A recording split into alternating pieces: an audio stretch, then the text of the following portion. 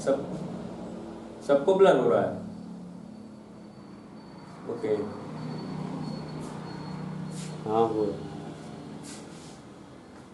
अच्छा, network problem की वजह से हो रहा है। इट इज ब्लर हो रहा है या लाइट का रिफ्लेक्शन है?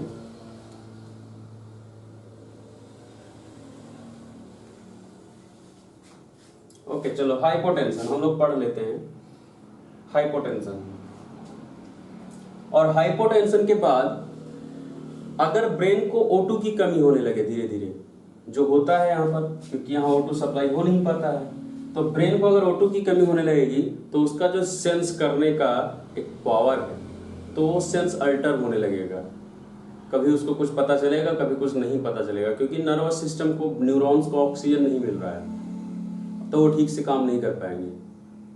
तो नेक्स्ट क्या होगा, आपके सामने दिखेगा कि आप उससे पूछोगे कि ये इसकी दवाई कभी खाए हो, जो ये जो तुम्हें दिक्कत हो रहा है इसकी दवा खाए हो, तो घर वाले कहेंगे कि हाँ डॉक्टर साहब, गली में एक डॉक्टर रहते हैं, उनको दिखाया था और 2 दिन से दवाई चल रही है। और आप मरीज को देखोगे तो बिल्कुल आपके सामने बिल्कुल फ्लैट बैठा है, क्योंकि उसको टैकिपनिया है, जल्दी जल्दी सांस ले रहा है, आप देख रहे हो। और साइनोसिस हो सकता है उसके नाखून पे, आप देख लो ब्लू। अब ऐसे कंडीशन में अगर उसको इतना ऑक्सीजन कम है कि साइनोसिस आ रहा है, साइनोसिस इतनी जल्दी नहीं आता है थोड़े बहुत सांस फूलने से, तो अगर साइनोसिस आ रहा है तो ऑक्सीजन बिल्कुल कम जा रहा होगा, तो उससे जब आप पूछोगे कि दवा ववा खाए हो कुछ, तो हो सकता है हाँ डॉक्टर साहब खाए, फिर कुछ देर बाद खाया, कौन दवाई खाए हो, पता नहीं कब खाए, अल्टर है वो। कुछ हो सकता है तुम उसको इंजेक्शन लगाने जाओ तो लात मार दे, तुमको हाथ मार दे, क्योंकि उसका नर्वस सिस्टम काम नहीं कर रहा है। अब उस टाइम आपको रिएक्शन करने की जरूरत नहीं कि आप भी लात और हाथ मार दें, बहुत सारे डॉक्टर कर देते हैं, उनको लगता है कि पेशेंट ने मुझे मार दिया। तो वहां क्या है, वो पेशेंट नहीं है, उसका नर्वस सिस्टम काम नहीं कर रहा है, वो क्या है, अल्टर सेंसोरियम है। उसको क्या कहते हैं, अल्टर सेंसोरियम, उसका सेंस अल्टर होता रहता है।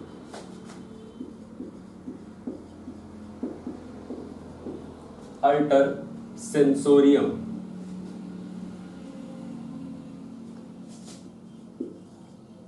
मसल 2 टाइप की होती है जो रिस्पायरेशन कराती है, एक तो जनरल मसल्स हैं और दूसरी एसेसरी मसल्स होती है। एसेसरी मतलब हेल्पिंग मसल्स। हेल्पिंग मसल कब काम आती है, जब जनरल मसल्स काम करते करते थक जाती है, पैथोलॉजी कुछ ऐसी हो जाए कि अकेले जनरल मसल्स काम ना कर पाए, और जब यहां फ्लूइड फिलिंग हो जाती है तो जनरल मसल्स जितना भी थोरैक्स को स्ट्रेच करती हैं उतने से सांस पूरा नहीं हो पाता है बॉडी को, तो एसेसरी मसल भी इन्वॉल्व हो जाती हैं। उनको लगता है कि मैं भी इन्वॉल्व हो जाऊं, और अगर थोरैक्स को और खींचा जाए, चेस्ट केज को और बढ़ाया जाए, तो हो सकता है लंग वॉल्यूम और आ जाए, तो हो सकता है पूरा हो पाए। क्योंकि अगर हम लोग, जब हम कभी कोई काम नहीं कर पा रहे होते हैं, भारी काम होता है, तो हम लोग पड़ोसी को बुला लेते हैं, तो पड़ोसी मसल्स, नेक की मसल्स, एब्डोमिनल मसल्स, ये लोग इन्वॉल्व हो जाते हैं थोरैक्स पे हेल्प करने के लिए। तो जब ये इन्वॉल्व हो जाएंगे तो आपको पता है क्या होगा, जेवीपी बढ़ेगा, आपको दिखेगा कि मसल्स थिक होती चली जा रही है, आपको दिखेगा कि गर्दन की मसल स्ट्रेच हो रही है बार बार, एब्डोमेन की मसल फ्लैट अप डाउन हो रही है, सांस लेते टाइम इन्वॉल्व हो रही है, जबकि एब्डोमिनल मसल इन्वॉल्व नहीं होती है सांस लेने में। तो यहां 7 पॉइंट का आपको दिखेगा, use of accessory muscle.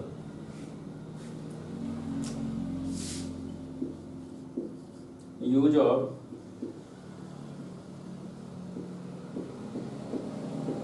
Accessory muscle.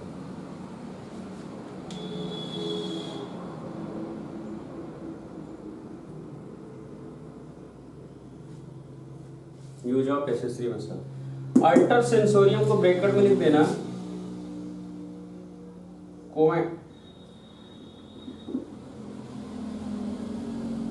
Bracket में लिख देना कोमेटस कंडीशन। बेहोश होने की भी, बेहोश हो सकता है। Coma, coma, COMA, कोमेटस।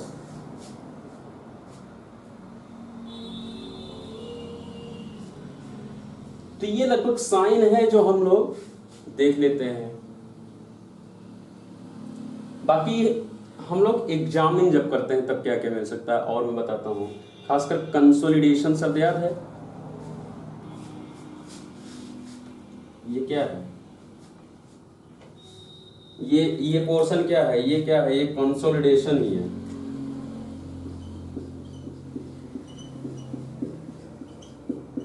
बहुत सारे एल्वियोला किसी एक एरिया में सबके साथ अगर ऐसा हो जाए तो पूरा का पूरा लोब अगर हो जाए तो पूरा का पूरा लोब क्या हो जाएगा, सॉलिड हो जाएगा। तो उसे क्या कहते हैं, कंसोलिडेशन। हम लोग थोड़ा सा ये देख लें कि कंसोलिडेट अगर लंग होगा तो हमें क्या क्या मिल सकता है, हम लोग क्या क्या अप्रिशिएट कर सकते हैं अपने एग्जामिनेशन से, अपनी डायग्नोसिस को।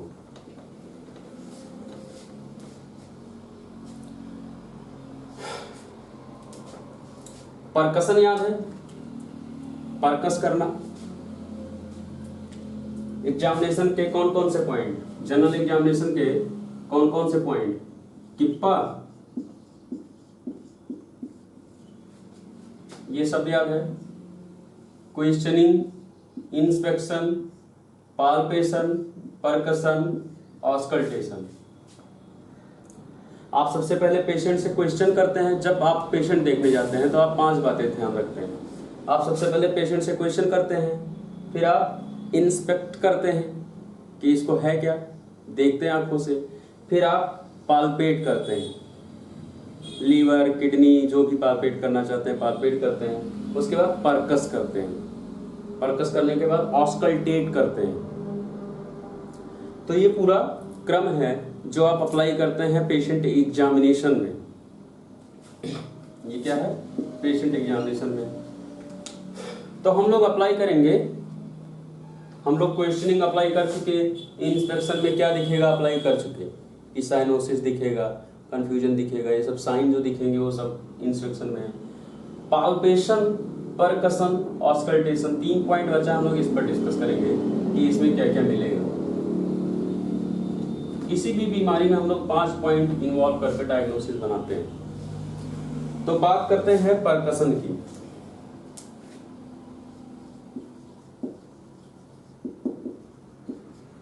परकस क्या है, एक ध्वनि को उत्पन्न कराना अपनी तरफ से, अपनी 2 उंगलियों को यूज करके। एक मिडिल फिंगर आप वहां लोकल एरिया पे रखते हैं जहां से आपको करना है, दूसरे हाथ के मिडिल फिंगर से उस पर क्या करते हैं, मारते हैं, तो आवाज आती है।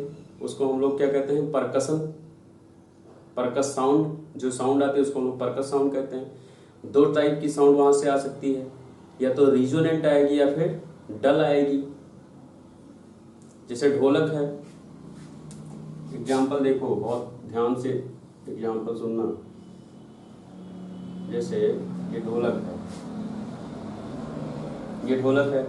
और लंग्स क्या होता है, लंग्स बिल्कुल भरा होता है या स्पंजी हवा होता है लंग्स में नॉर्मली।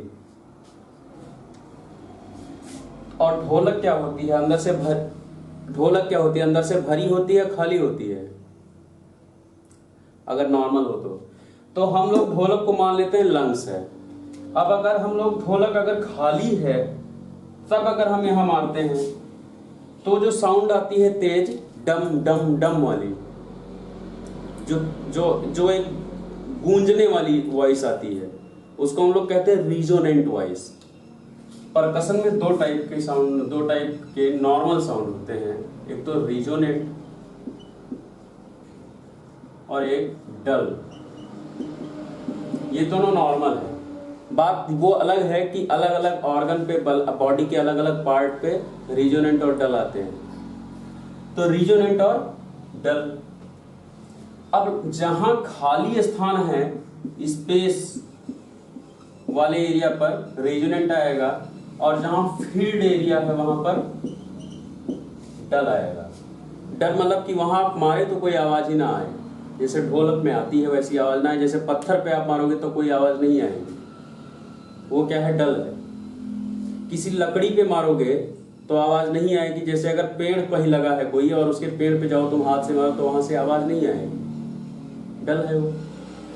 और तो अगर यहाँ अगर हम और जहां स्पेस होगा, मतलब जहां एयर होगा वहां आवाज आएगी, क्योंकि एयर कंडक्ट करता है वॉइस को। Air good conductor for voice. तो एयर फीलिंग जहां होगी वहां क्या होगा, रिजोनेंट। अब अगर आप ढोलक पे मारोगे तो यहाँ क्या आएगा, रिजोनेंट वॉइस आएगा या डल आएगा?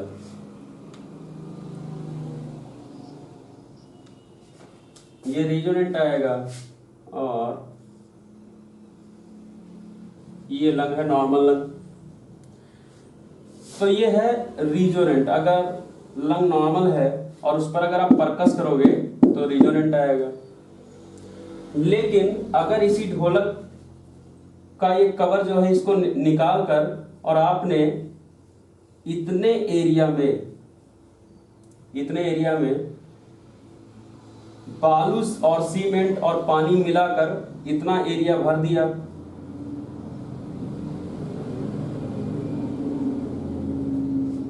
इतना एरिया आपका भर गया। अब यहां जब मारोगे तो रिजोनेंट आएगा कि डल? और इस पार्ट में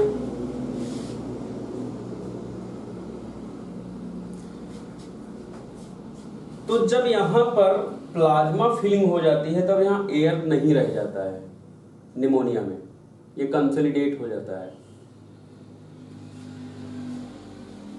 नेटवर्क किसका खराब है?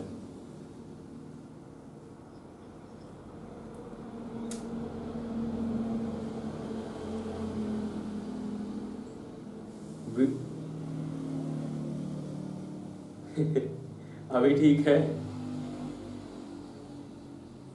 मैं ज़्यादा दिक्कत हो तो मैं ब्लूटूथ हटा दूँ, वॉइस आएगी तब भी।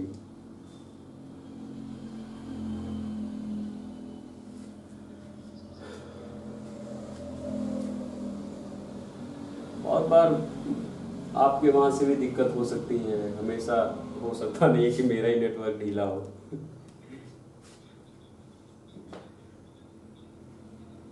वो सबको हो जाता, ऐसा नहीं है। अब वो ऐसा कुछ भी नहीं है, अब आपकी तरफ से होगा तो भी रेड हो जाता है, मेरा सही होगा तो भी सही रहता है। अब वो वाला कॉन्सेप्ट नहीं है। चलो हम लोग अब आते हैं, बहुत अच्छे क्लिनिकल पॉइंट पे डिस्कशन हो रहा है, क्यों डाइवर्ट कर रहे हो?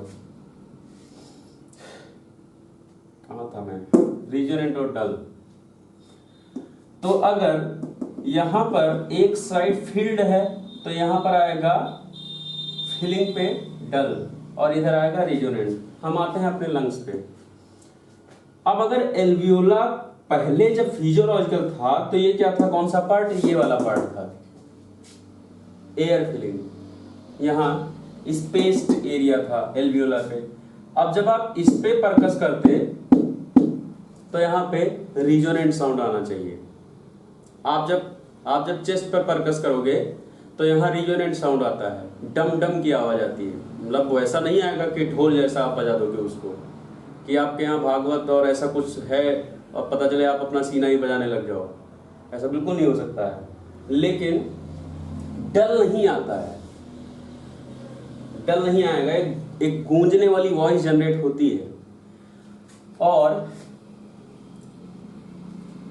अगर यहां पर प्लाज्मा फिलिंग कर दिया जाए, ऐसा कर दिया जाए इसको, अब इसको अगर आप परकस करोगे तो ये डल आएगा, ये कंसोलिडेट हो जाएगा और यहाँ एयर मूव नहीं कर पाएगी। एयर मूव नहीं होगी तो जो आप वॉइस जनरेट करना चाहते हो वॉइस भी जनरेट नहीं होगी, वो उसमें मूव नहीं कर पाएगी, उसमें थ्रिल नहीं बन पाएगा वॉइस का। तो उससे क्या आएगा, डल साउंड आएगा। अब आप डल और रिजोनेंट दोनों अगर कोरिलेट करना चाहते हैं कि कैसे करें, तो अभी जब लेक्चर खत्म हो जाए तो किसी को घर में पकड़ो और चेस्ट पर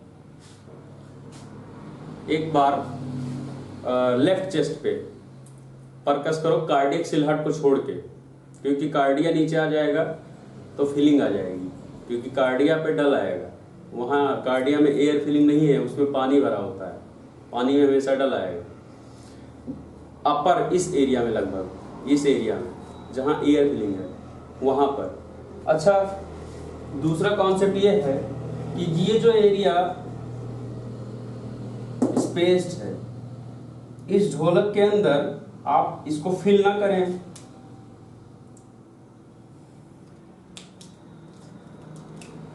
इतने एरिया में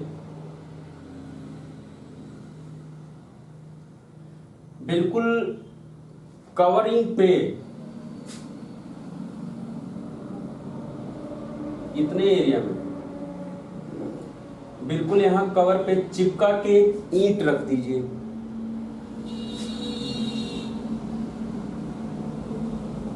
एक ईंट रख दीजिए यहां से बिल्कुल चिपका कर। अब अगर यहां मारोगे तो क्या आएगा? डल आएगा, रेजोनेंट आएगा।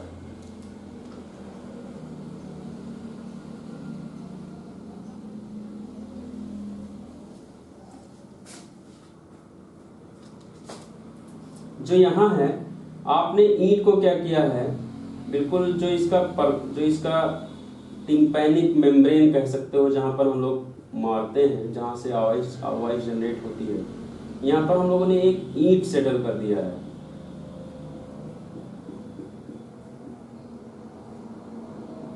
हाँ, अंदर। और हम लोग जहां मारते हैं ये अंदर है, जैसे ये बालू भरा गया था वैसे ही हम लोगों ने ईंट रख दिया है, पर्दे को खोल के और अंदर सेटल कर दिया है, और बिल्कुल पर्दे से सटा के, जैसे फिगर में शायद दिख रहा होगा। अब अगर एक एरिया इसमें बचा ये वाला और एक एरिया बचा ये वाला, दो एरिया यहां भी तैयार हो गया। एक ये पॉइंट बचा, एक ये पॉइंट बचा। दोनों के वॉइस में कुछ अंतर होगा नहीं होगा? ज्यादा रिजोनेंट कौन आएगा? ये वाला आएगा, ये वाला आएगा, ऊपर वाला। ये वाला रिजोनेंट नहीं आएगा इतना जितना ये आएगा। ये फिजियोलॉजिकल एनाटॉमिकल बातें हैं। लंग्स, आप जो आपका राइट लंग है, आप इसको परकस करते चले आएंगे, परकस करते चले आएंगे, फिर आप जब लगभग 5th 6th रिब्स तक पहुंचेंगे तो वहां से शुरू हो जाता है उसके नीचे लीवर। लंग्स के पास से लगभग लीवर शुरू हो जाता है, और जहां से लीवर शुरू हो जाता है, लीवर क्या होता है? लीवर अंदर से खोखला नहीं है, जैसे एयर भरा होता है लंग्स में। लीवर हार्ड ऑर्गन है। तो जहां से लीवर शुरू हो जाता है वहां से ये समझो ईंट रखा हुआ है लंग्स के नीचे। अब ऊपर से यहां से बजाते हुए आओगे, इस एरिया में जब परकस करते आओगे तो रीजनेंट आएगा, लेकिन जब लीवर आ जाएगा नीचे तो वहां से डल आना शुरू हो जाएगा। ये भी आज लेक्चर के बाद करके देखो कि ऊपर से आओगे तब देखोगे वॉइस कैसा है। और रिब्स पे रख के नहीं परकस करना है, दो रिब्स के बीच में रखकर परकस करना है, आईसीएस में, इंटरकॉस्टल स्पेस में। तो ऊपर से आओगे परकस करते हैं, और जहां लीवर पड़ेगा वहां वॉइस आना बंद हो जाएगी, क्योंकि उसके नीचे लीवर है, और लीवर स्पेस्ड ऑर्गन नहीं है। वो जो लंग्स वॉइस जनरेट करता है वो उसी में एब्जॉर्ब हो जाता है। तो दोनों में अंतर होगा, रिजोनेंट आएगा लेकिन उतना नहीं आएगा जितना ये वाला एरिया आएगा। तो लीवर के एरिया को हम लोग कहते हैं कि डल साउंडेड एरिया। और अगर पैथोलॉजिकल है कि अगर फ्लूइड फिलिंग हो गया है या अंदर से निमोनिया है और फ्लूइड है, तो ये क्या आएगा? डल आएगा। दूसरा कॉन्सेप्ट है कि अंदर फिलिंग ना हो, अंदर ना कुछ भरा हो, बाहर ही यहीं पर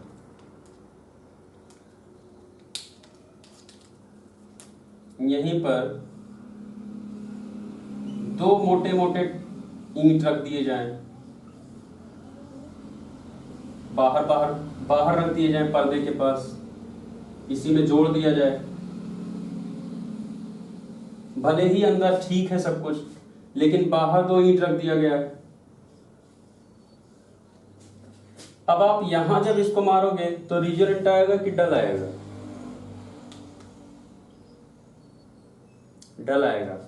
वैसे ही ये लंग्स है आपका, और लंग्स नॉर्मल है, लेकिन अगर प्लूरल कैविटी में पानी भरा हुआ है, और पानी हमेशा डल आता है, प्लूरल कैविटी में पानी भरा है, अब यहां पर कस करोगे तो डल आएगा, रीजोनेंट नहीं आएगा, वहां तक वॉइस नहीं पहुंच पाएगी। तो हम लोग फिलहाल पढ़ रहे हैं इस कॉन्सेप्ट को, इस कॉन्सेप्ट को।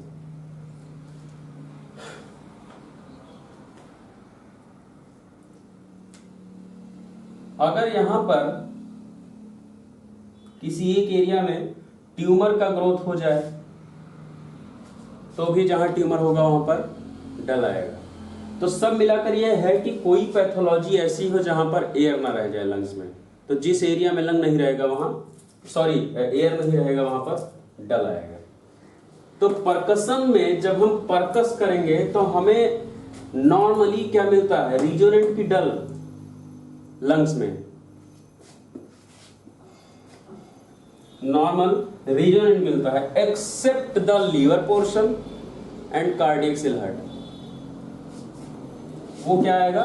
डल आएगा।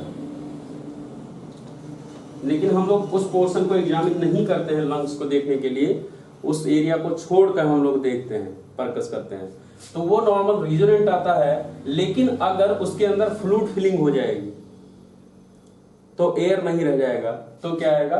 डल आएगा।